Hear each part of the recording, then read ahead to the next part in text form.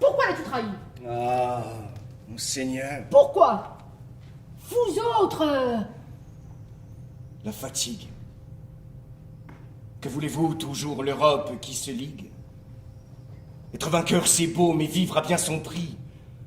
Toujours Vienne, toujours Berlin, jamais Paris. Tout a recommencé, toujours. On recommence 2 fois, 3 fois, et puis... C'était de la démence. À cheval sans jamais desserrer les genoux, à la fin nous étions... trop fatigués. Et nous? Hein? Et nous?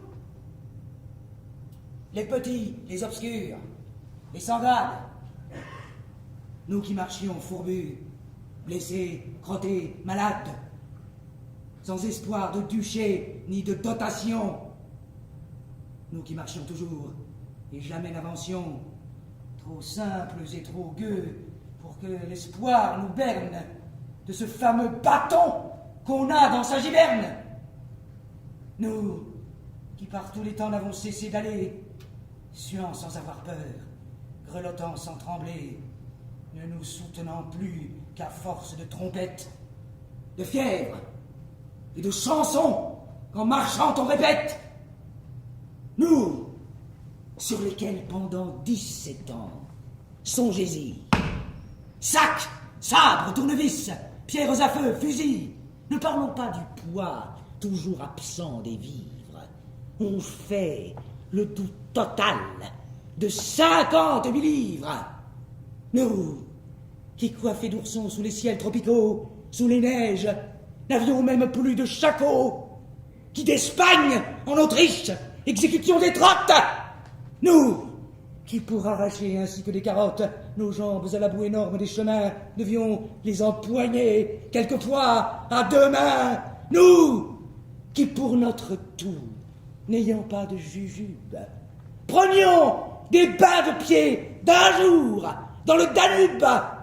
Nous, qui n'avions le temps quand un bel officier arrivait au galop de chasse nous criait « L'ennemi nous attaque, il faut qu'on le repousse », que de manger un blanc de corbeau sur le pouce, ou, vivement, avec un peu de neige encore, de nous faire un sorbet au sang de cheval mort. Nous, Enfin. qui la nuit n'avions pas peur des balles, mais de nous retrouver le matin cannibales. Nous, Enfin. qui marchant et nous battant à jeun, ne cessions de marcher. Enfin, j'en vois donc un. Que pour nous battre, et de nous battre 1 contre 4, que pour marcher, et de marcher, que pour nous battre, marchant, et nous battant, maigres, nus, noirs et gais, nous ne l'étions pas, peut-être, fatigués, Mais... et sans lui devoir comme vous des chandelles. C'est nous qui cependant lui restâmes fidèles. Aux portières du roi, votre cheval dansait, de sorte, monseigneur, qu'à la cantine, où c'est avec l'âme qu'on mange, et de gloire qu'on dîne, sa graine d'épinard ne vaut pas ma sardine. Quel est donc ce laquais qui s'exprime en grognard?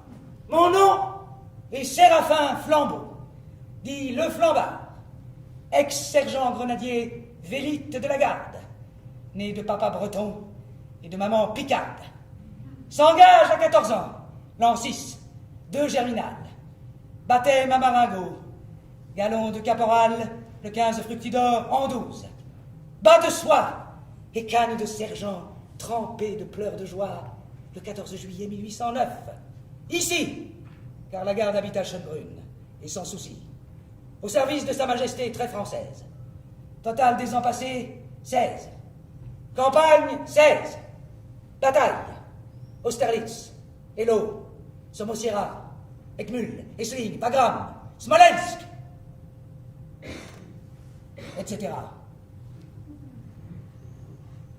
Fait d'armes 32. Blessures quelques-unes. Ne s'est battu que pour la gloire et pour des brunes. Vous n'allez pas ainsi l'écouter jusqu'au bout. Oui, vous avez raison, pas ainsi, mais debout. Monseigneur! Dans le livre, sublime chapitre, majuscule, c'est vous qui composez les titres. Et c'est sur vous, toujours, que s'arrêtent les yeux. Mais les 1000 petites lettres, ce sont eux. Et vous ne seriez rien sans l'armée humble et noire qu'il faut pour composer une page d'histoire. Oh, mon brave Flambeau!